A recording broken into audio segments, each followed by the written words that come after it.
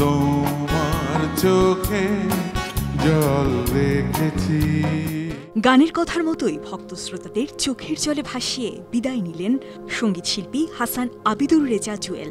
জনপ্রিয় ব্যান্ড তারকা শাফিন আহমেদের মৃত্যুর শোক কাটতে না কাটতে পরপারে পাড়ি জমালেন গায়ক জুয়েল।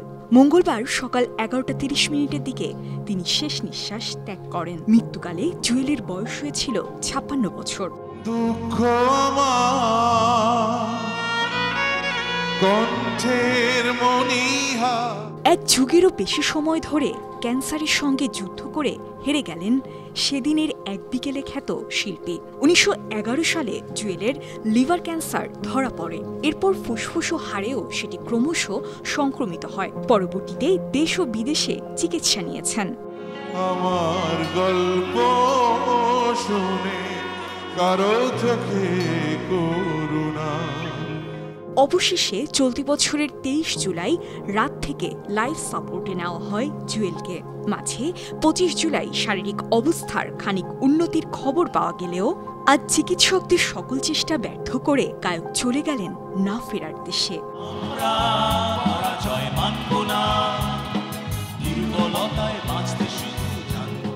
90 দশকের জমজমাট অডিও ইন্ডাস্ট্রির অন্যতম চমক হিসেবে ধরা দিয়েছেন হাসান আবিদুর রেজা জুয়েল।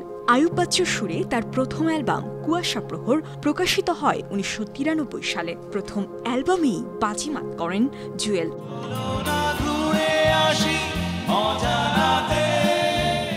এরপর একে একে প্রকাশিত হয় এক বিকেলে, আমার আছে অন্ধকার, একটা মানুষ, দেখা হবে না, বেশ কিছু নয়, বেদনা শুধুই বেদনা, ফিরতি পথে, দরজা খোলা বাড়ি এবং এমন কেন হলো। সঙ্গীত শিল্পী হিসেবে তিনি এখনও সর্বাধিক পরিচিত হলেও তার আরও একটি বড় পরিচয় টেলিভিশন অনুষ্ঠান ও তথ্যচিত্র নির্মাতা হিসেবে।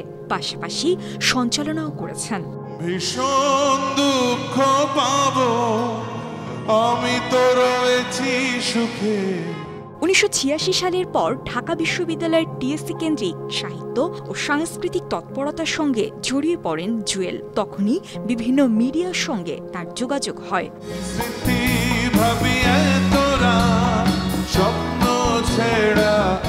খ্যাতিমানী সঙ্গীত তারকার অকাল প্রয়াণে শোক নেমে এসেছে সাংস্কৃতিক অঙ্গনে। শোকবিহ্বল হয়ে পড়েছেন তার সহকর্মী ও ভক্ত অনুরাগীরা। সোশ্যাল মিডিয়ায় শোকবার্তা প্রকাশ করে স্মৃতিচারণ করছেন অনেকেই। দুঃখ আমার কণ্ঠের মনীহা।